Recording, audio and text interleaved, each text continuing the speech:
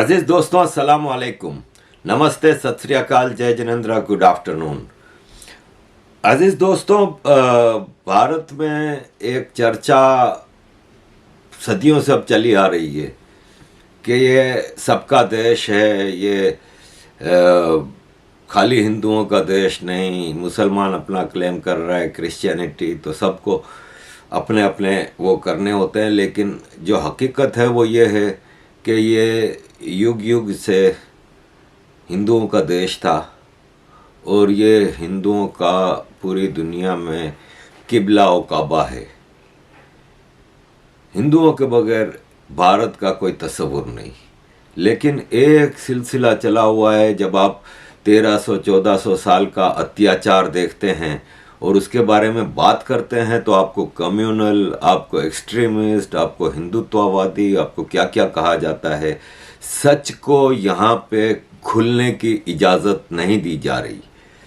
लेकिन सच तो अपना रास्ता खुद बनाता है। ये एक दनाता हुआ दरिया है जो कि अपना रास्ता खुद बनाता है और खुल के सामने आएगा। अब जैसे ये केरला का हमें सबको पता है कि केरला में 1921 का पुजहा वार एक फिल्म बनी है। वो 1921 के मालाबार हिंदू जेनोसाइड के ऊपर बनाई है। उसको रोकने के लिए क्या क्या तरीके किए गए और आखिरकार केरला हाई कोर्ट ने इसको इजाज़त दे दी है रिलीज़ की। कश्मीर फाइल्स नामी एक फिल्म आई जो कि एक ब्रूटल ट्रुथ को सामने लाया।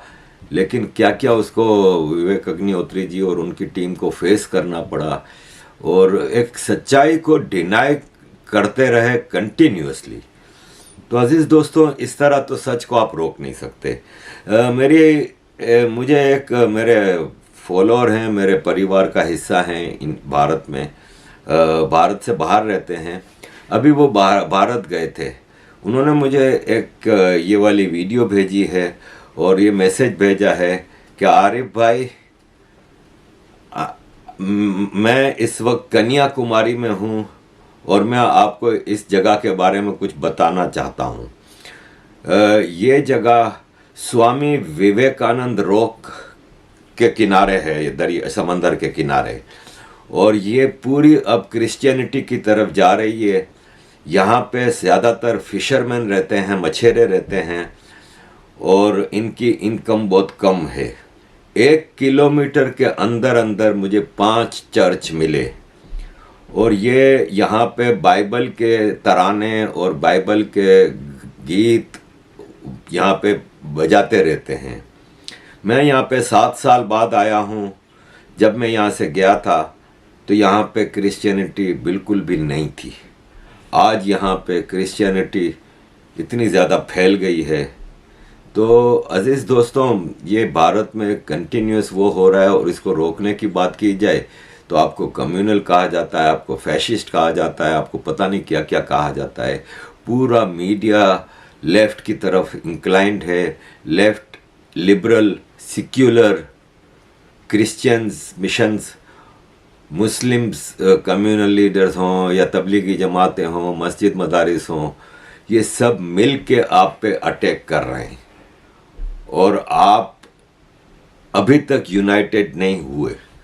और मैं समझता हूँ कि यूनाइट होने की ज़रूरत है। आपस के झगड़ों को इतना ना बढ़ाएं कि धर्म ख़तरे में पड़ जाए। अजीज़ दोस्तों, एक और मैं आपके सामने सिचुएशन रखना चाह रहा हूँ कि आप सबको पता है कि यहाँ पे भारत में हज़ारों मंदिरों को तोड़ के मस्जिदें बनाई गई हैं और जब इनके बारे में बात भी करना पाप है कि जो हो गया सो हो गया।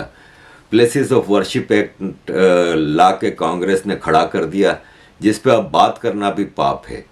और जब आप बाकायदा प्रूफ के साथ जाते हैं तो भी आपको एक संघर्ष करना पड़ता है। जैसे कि अयोध्या राम मंदिर, एक राम जन्मभूमि के ऊपर एक मस्जिद एक इन्वेडर ने खड़ी कर दी थी। वो इन्वेडर जो वहाँ से सेंट्रल एशियन रिपब्लिक से आता है, बाबर, और उसने यहाँ पे एक कत्ले आम किया जेनोसाइड पे जेनोसाइड किए, और फिर उसके नाम पे राम जन्मभूमि पे एक मस्जिद बना दी गई। इसके लिए हिंदू पीसफुली चलते रहे 1-2 साल नहीं, सदियों तक, लेकिन इनकी सुनवाई नहीं हुई। आखिर हिंदू मजबूर हुए और उसको अपने हाथों से तोड़ा। फिर साइंटिफिक तरीके से इसको वो किया गया, खोजा गया, तो कंफर्म हो गया कि यहाँ पे राम जन्मभूमि थी। इस पे लेफ्ट का मीडिया उछल खड़ा हुआ कि राम के ही एग्जिस्टेंस को डिनाई करने पे आ गए।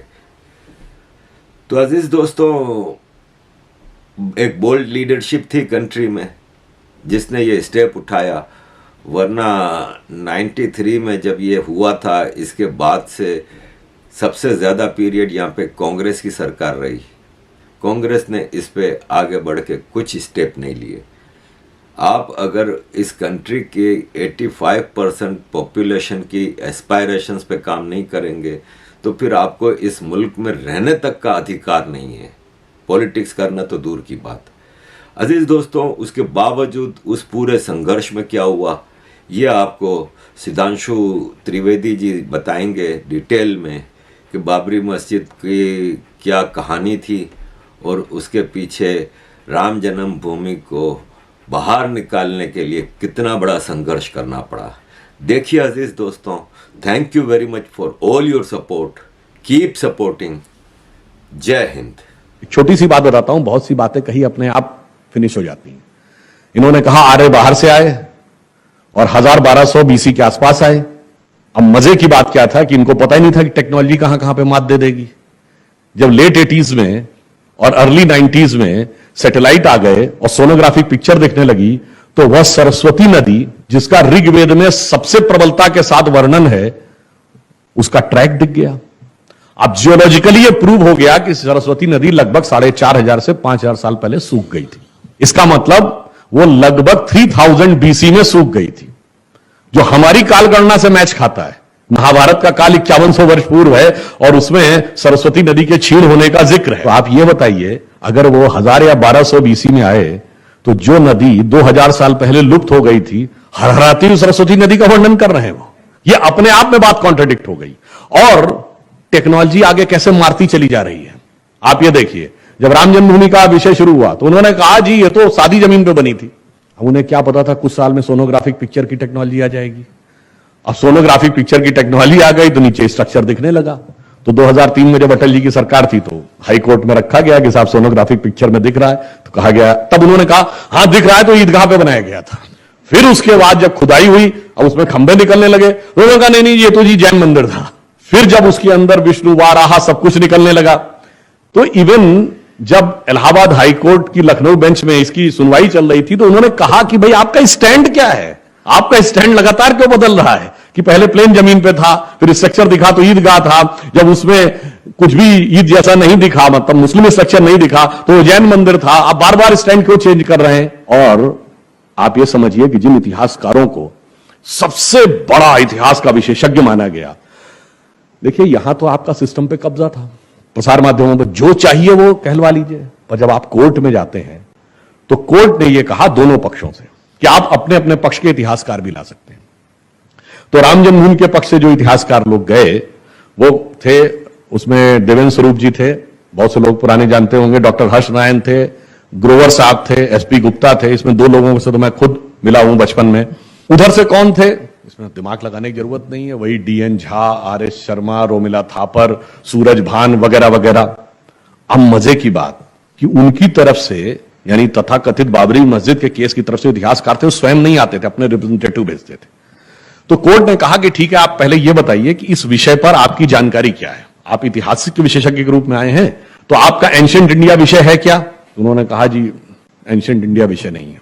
चलिए, तब उससे कहा गया कि भाई हिस्ट्री में दो विषय होते हैं ना, आर्कियोलॉजी और कल्चर, यानी साहित्य का अध्ययन करें या जो खुदाई का विषय है।